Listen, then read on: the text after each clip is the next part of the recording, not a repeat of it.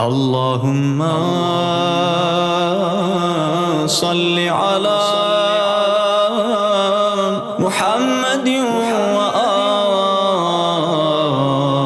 محمد. أعوذ بالله من الشيطان الرجيم. بسم الله الرحمن الرحيم. الحمد لله رب العالمين، والصلاة والسلام على أشرف الأنبياء والمرسلين سيدنا ومولانا أبي القاسم محمد وعلى آله الطيبين الطاهرين المعصومين، سيما بقية الله الأعظم روحي وأرواح العالمين له الفداء. رب اشرح لي صدري ويسر لي أمري واحلل عقدة من لساني يفقهوا قولي. Today's topic, pain management, part 5. One of the mistakes that we make in raising our children is that we lie to them about life and the reality of life. One of the things that is a reality of life is pain and stress. One of the things that's guaranteed in life is stress and problems. There's no refuting that. It's one of the definite things that you're going to get in life is a lot of stress and a lot of pain and a lot of suffering. There's no going around it. But when we talk to our children about life, we deceive them into saying that everything will be all right. It's all going to be good. You don't need to worry. These are things that we tell our children, and we raise them in such a way that they are unable to deal with problems in life. They grow up, and when they actually do come into the midst of life and they see problems in life and they see difficulties in life, they don't know how to deal with it because they never learn how to stand up against problems or how to deal with pain in their life. And because they don't know how to deal with it, they do what they have done all their life, and that is run away from pain. When they get married, for example, or have children, and they see that it's becoming overwhelming, so the only way they know how to get out of pain is to run away, to escape. And they escape. Instead of dealing with the problem that they have, they want out. It's easier for them to get a divorce and to go away than to deal with the problems that they have in their life. Why? Because they were never taught how to deal with issues. When we look at the teachings of Ahlulbait for their children, we see that they emphasize to their children that the one thing that you will face for sure in life is problems, is suffering. And they would tell them at a tender age so that they know this is what happens. When a child gets hurt, they don't say, hey, it's going to be all right. They say, no, this is a normal part of life. Everyone goes through pain. Yes, I know that you might be angry at this time, son, but you know what? You need to learn how to deal with it. You need to know how to work with it, because that's what's going to happen to you. When you want life and life is going to come to you hard, you need to know how to deal with that. So a person who trains the child that way, that child will know how to deal with a problem and how to solve the problems and how to find comfort in those problems. But when a person doesn't know how to deal with the problems, he has never been taught that, then that person always ends up making mistakes in dealing with problems, and those problems and the pain that he's facing in life is going to overwhelm him and it's going to destroy him and his faith. So when we look at life, we see there's no avoiding pain in life. This is one of the certainties of life. You can write it down that you are going to get a lot of trouble in life and a lot of suffering in life. Let me read some ayat from the Quran where Allah speaks about this, and He lets us know clearly, without any doubt, what you are going to expect. This ayat where Allah says, لَقَدْ خَلَقْنَا الْإِنسَانَ فِي كَبَدٍ. Allah says that certainly we have created man in distress. Human beings have been created in distress, meaning that all of their life they will just have stress. That's it. That's what they're going to face. This is life. That's what's going to happen to you. Allah is making it clear to you that don't expect anything else. That's what you should be expecting also. In another ayat of the Quran, Allah says, Ya ayyuhal insan, innaka kadihun ila rabbika kadhan famulaqih. He says, surely you are going to struggle towards Allah, meaning that you are going to go through a lot of pain getting to Allah and meeting Him. Yeah, don't think it's going to be a walk in the park. No, it's going to be a lot of trouble and a lot of problems and a lot of pain and a lot of suffering and distress. So this is a natural part of life. This is something that we not only should we avoid, but we should also expect it to happen in our life. Now these two ayat are regarding human beings in general. Now let me speak about believers.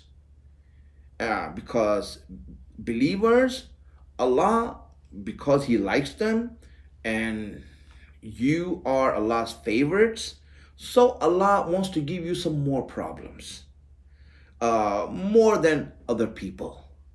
So He gives you more problems. How? Let me read this hadith for you in regards to believers. And Imam Jafar Sadiq alayhi salam says this hadith that a believer gets one of the three things that is following. One of the three things he's going to get.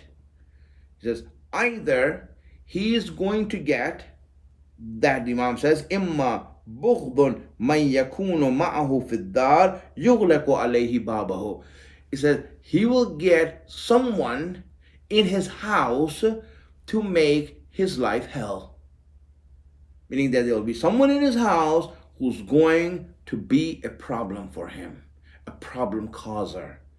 Whether it's it's the spouse or the mother-in-law or the father-in-law or the sister or someone. Someone is going to be in the house who's going to cause problems in your life. This is the believer he's talking about, mu'min. So mu'min either will get someone in his house who is a problem maker, and you'll see that person will make his life hell.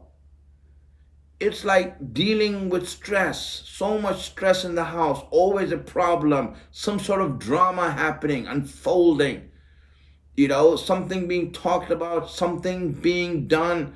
It's always happening. So now what happens? Let's say a believer hears that and say, you know what? I'm going to find myself a wife, who doesn't have parents, so then I don't have to deal with a mother-in-law problem or an issue like that. Or I find myself an obedient spouse, someone who will listen to everything I say. Very well. Let's say you find someone who's very good and obedient, and the house is very nice now, and you have peace in your house and harmony. So then Imam says, all right, if you can do that, then Allah is going to give you a problem. Where? In your neighbor. He says, jarin yu'dhihi. He's going to give you a jar, a neighbor who's going to bother you, who's going to make your life hell. Yes, if you can escape your family not being your problem, then you'll get a neighbor who's your problem, who's going to make your life hell, and who's going to make you go through problems and stress. And then, for example, now you heard this, now you become smart and say, you know what? I'm going to avoid that. I'm going to have a house in the middle of nowhere, a farmland, on 20 acres of land. So I have no neighbors to deal with. Okay, good. If you can avoid that, if you're able to get out of that, then what? Then Imam says that if you can avoid that, then Allah is going to give you, He's going to give you what? A person who works with you or your boss or at work who's going to make your life hell. In your business, in your work, you are going to find someone and you will see that he was going to make your life hell. Give you problems, deceive you, cheat you, do something wrong with you. That you are going to go through stress. So either you get someone in the house to do that. If you can't, then you'll get a neighbor. If you can't, then you get a workmate or a boss or a business partner. Someone is going to give you a problem. That's it. And now let's say if you want to outsmart the system. You want to outsmart the system and you say, you know what? I'm not going to get married. And I'm not going to live next to anyone. I'm not going to do business. I'm just going to go in the forest and live in a tent. Something, it can happen, right? Someone can try to outsmart Allah's system and say, I'm not going to get any of these things there. I'll find peace over there, and I'll find comfort there, and I'll find my harmony there. And I'll live in the forest or the jungle or go on top of a mountain and find a cave so I can live in a cave. All right, if that's the case, you know what? That Imam says, if you try to outsmart the system, he says, وَلَوْ أَنَّ مُؤْمِنًا عَلَىٰ قُلَّةِ جَبَلٍ. If a mu'min goes to the top of the mountain and hides there, so he can avoid problems, he can avoid pain, he can avoid suffering, he hides away from anyone, then it says, لَبَعَثَ اللَّهُ تَعَالَى إِلَيْهِ شَيْطَانًا. Allah will send a shaitan to him. يُؤْذِيهِ, so that he can make his life hell. Even if you're hiding on the mountain, Allah will send a shaitan. The shaitan is sent by Allah to bother you. Go and bother that mu'min who's hiding there in that cave. And that shaitan, that demon will come and he will become your problem. He will be your problem. In other words, there's nothing you can do to save yourself from pain and distress in life. It's going to come no matter where you're hiding. This is a definite thing in life. It's guaranteed that you are going to have stress. You're going to have problems.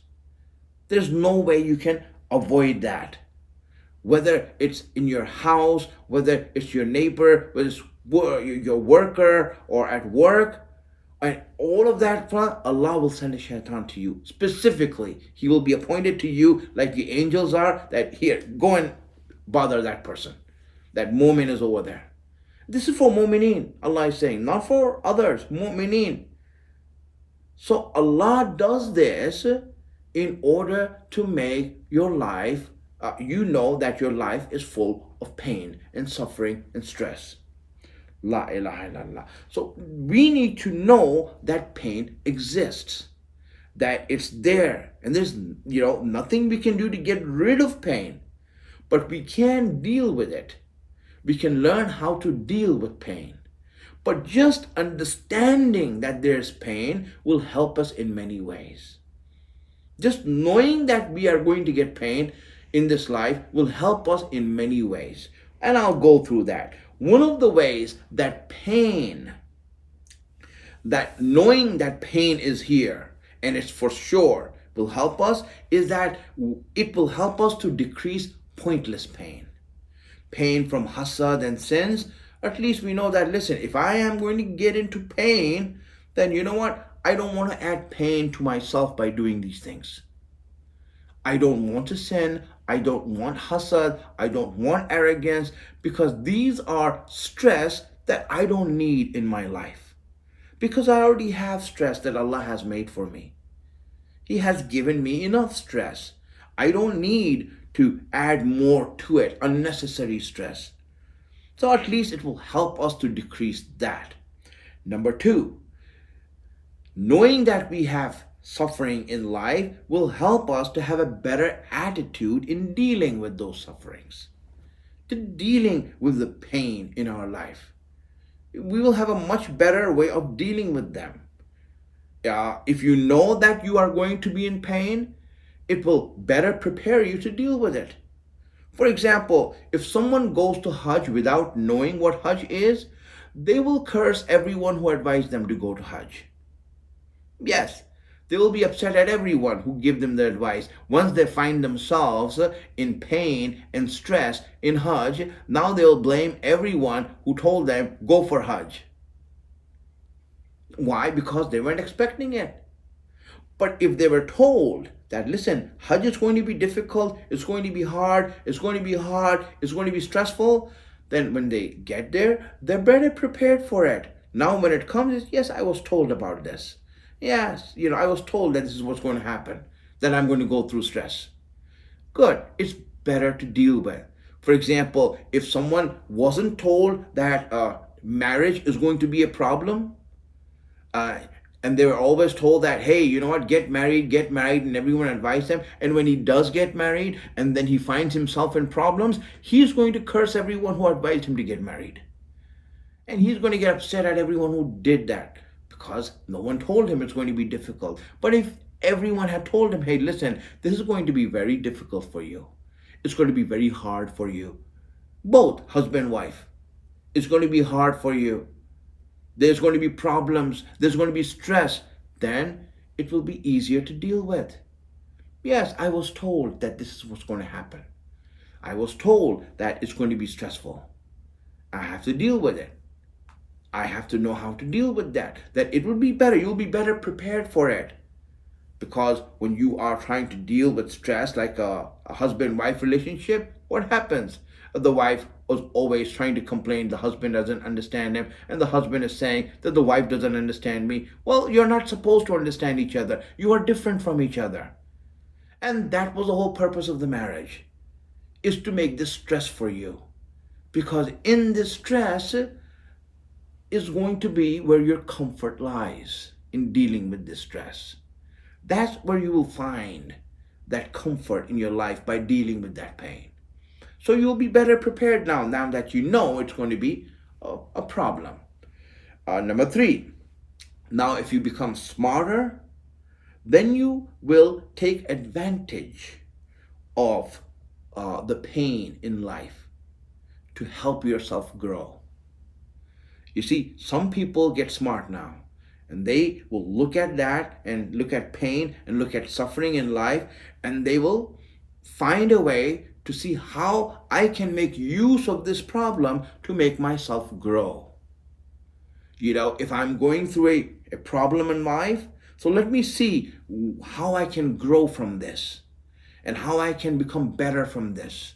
They use it as an experience, as a catapult to make them go up.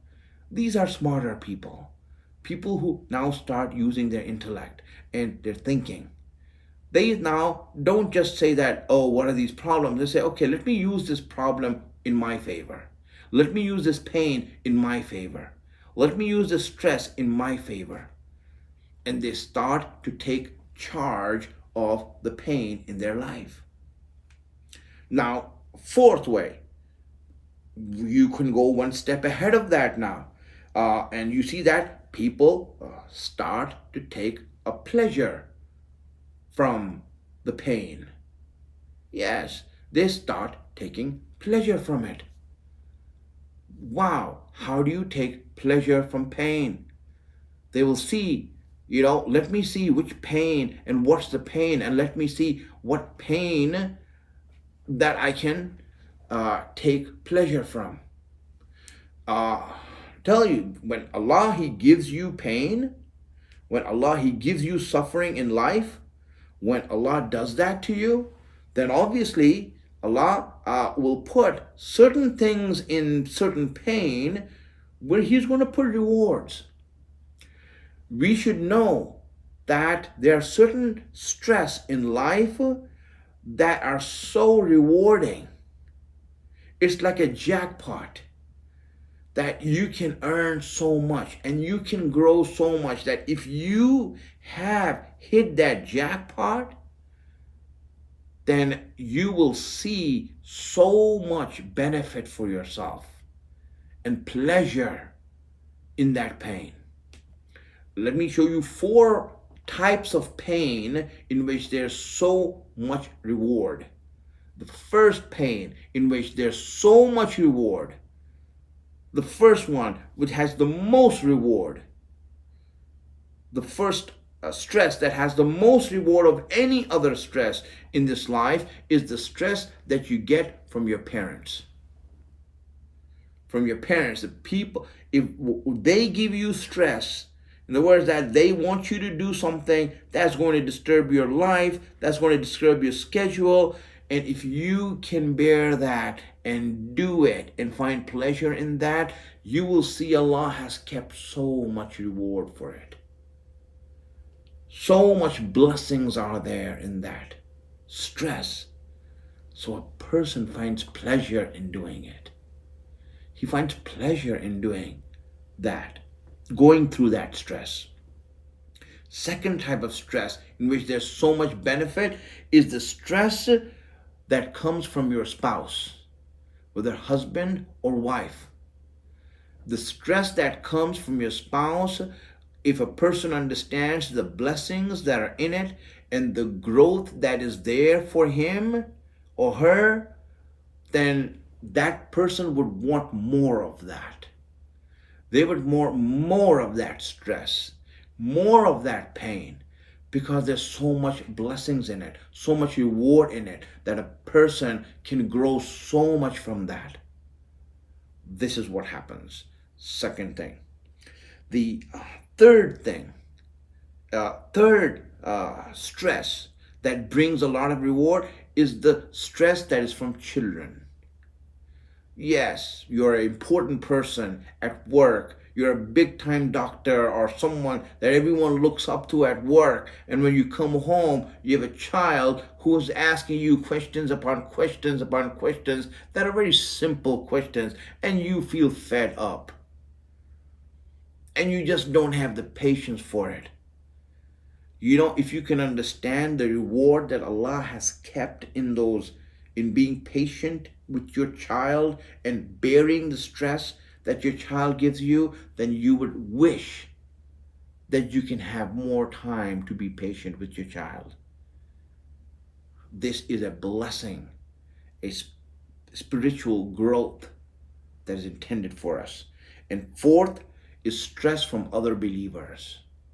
When other believers give us stress of any type, then to bear them and to bear that stress just to keep the relationship with the believer, this is filled with blessings and filled with spiritual growth.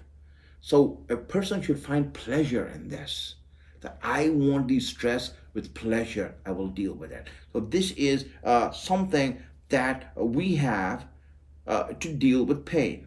Now, the fifth way to deal with that pain, fifth thing that comes about knowing that pain is real and that you're going to get pain in life and suffering in life. The 5 things, and this is for really people who are very intelligent, very smart people. I mean, genius we're talking about here. They only think in this way. You know, if you know that you're going to get pain in life and that's it, you're going to get discomfort in life and it's going to be there in your life no matter what happens, then you know what you do? You can say, all right, so if I'm going to get pain in life and I'm going to get suffering in life, can I choose my own suffering? Allah says, why not? Yeah, you can choose your suffering. Meaning that, you know, not everyone gets all suffering. Allah doesn't do that with anyone. He distributes pain. You know, you get 3 problems. He gets 3 problems. No one gets every problem. No one has all problems. You know, if you're rich, then you're not poor. If you're poor, you're not rich. You know, If you are sick, you're not healthy. If you're healthy, you're not sick. I mean, someone has to go through some problems in life. And so you get your share of problems. What if there was a way that you can choose your own problems? Allah, what will you do? He said, okay, if you choose your own problems, I'll get rid of the other problems for you. That sounds good, doesn't it? See, a smart person starts to think, very smart people, they start thinking this way. They say, I want to choose my problem, myself. Okay, go ahead, choose your problem. So, what am I going to do? I'm going to give sadaqah. Sadaqah is a suffering. You're giving away your money. Your hard-earned money, you're giving it away. It's not easy. It's not easy to give money. And separating your money from you and giving it away is painful. It is suffering. But it's a suffering that you choose. And when you choose to go through that suffering, then Allah says, all right, because you chose that, I will take other sufferings away from you. And that's why it is said, as-sadaqah yaruddul bala. Sadaqah removes other bala and other afflictions and sufferings. Why? Because you're choosing this suffering. You are choosing to go through this with your own choice. So Allah says, okay, I will not make you go through other things if you go through this. Now, if you go through this, you're getting ajr for it also. You're getting reward for it also, doing infaq and giving it in Allah's way. A smart person, this is how he deals with pain. He chooses his own pain. When you do amr bil ma'ruf and nahi anil munkar and bring problems on yourself, the criticism of people and the condemnation of people, then Allah says, okay, good, you chose this trouble for yourself, so I will take the other troubles away from you. I will take the COVID away from you. I will take the cancer away from you. Now you go through this because you're already going through problems because you did amr bil ma'ruf and nahi anil munkar. Or if you're doing jihad fi sabilillah, you chose to struggle in Allah's way. So you're going through pain for that. When you go through pain for that, Allah says, I'm not going to give you other pains that you have to deal with. No, you've already chosen the pain that you have to go through. This is the way of the ultra intelligent, the smart people, the people who think. They want to choose their own pain. And when they choose their own pain, Allah takes the pain away from them. This is why when you choose Imam Hussein, say that I want to mourn for Imam Hussein and cry for him and spend for Imam Hussein and give for Imam Hussein, then Allah says, well, if you are choosing this pain, I will take the other pain away from you. He will not give you other pain if you chose this pain. And this is the reason why you see that everyone who was with Imam Hussein, not only were they able to deal with pain, they found pleasure in their pain. Every blow that was struck to them was pleasurable for them. It was like, wow, give me more, hurt me more. That's why when you look at the companions, they said to Imam Hussein and testified, if I'm killed and brought back to life and killed again and brought back to life, and if you do this 70 times, I will not leave you. It will be pleasurable for me to go through this pain for you. This is, my friends, that blessing that we have. You know, Allah says that let me give you a way. You know, being indebted to others is a pain. Being in debt to people is a pain. You know, Allah says, you know, I will help you to get out of debt. And be debted to the right person, to the right people. People who are kind and generous. People who are believers. Allah, how would you do that? Allah says, I'll make it easy for you. I'm going to give you Hussein. I'll give you Hussein. And this Hussein is going to give you a lot of energy. And he's going to give you a lot of power. He's going to give you a lot of dignity. And then you will start loving him. When you start loving him, you will start crying for him. And when you do cry for him, don't think that he owes you anything, that you have done a favor on him, because you haven't. Because when you cry for Hussein, that crying is going to help you. That crying is going to give you a blessing. It's going to give you peace. It's going to give you comfort. In other words, you are going to become indebted to Hussein. Everyone who cries for Hussein is indebted to him. Allah has made the whole world indebted to Hussein. Everyone owes Hussein now. Anyone who cries for Hussein now owes Hussein. You know, the only person who didn't cry for Imam Hussein was Bibi Zainab.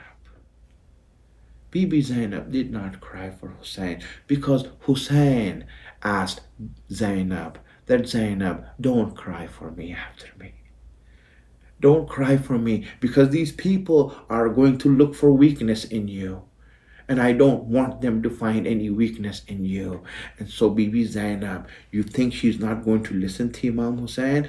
She did not cry. Everyone else cried. She did not cry. It went on all the way till Arba'in and after Arba'in. And people were like, why is she not crying? She would just stare into space.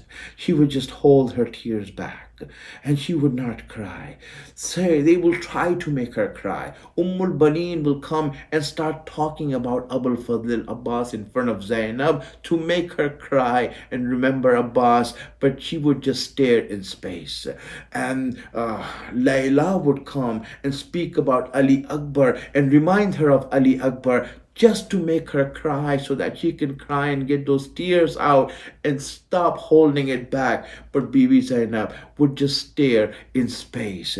One day they took Bibi Zainab out to the garden where there was water flowing, and they wanted her to see the water flowing. Bibi Zainab saw the water flowing, and she remembered those thirsty shuhada who died on Ashura, and her legs started to buckle under her. She shook and she sat on the ground, but she was just staring in space. She did not cry. She would refuse to cry for Abdullah. If there's one lover that Imam Hussein had above everyone, it was Bibi Zainab. She was the lover of Hussein. When she got married,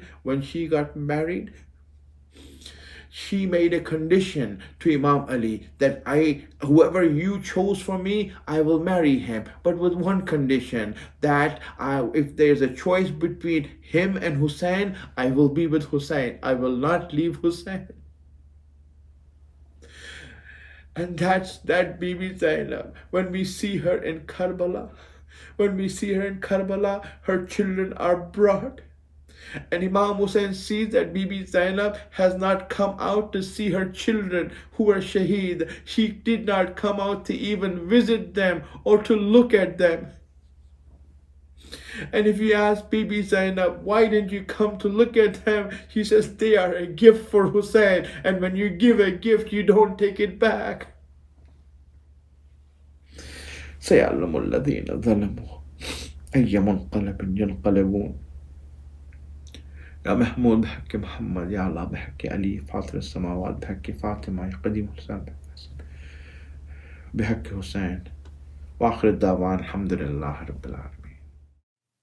اللهم صل على محمد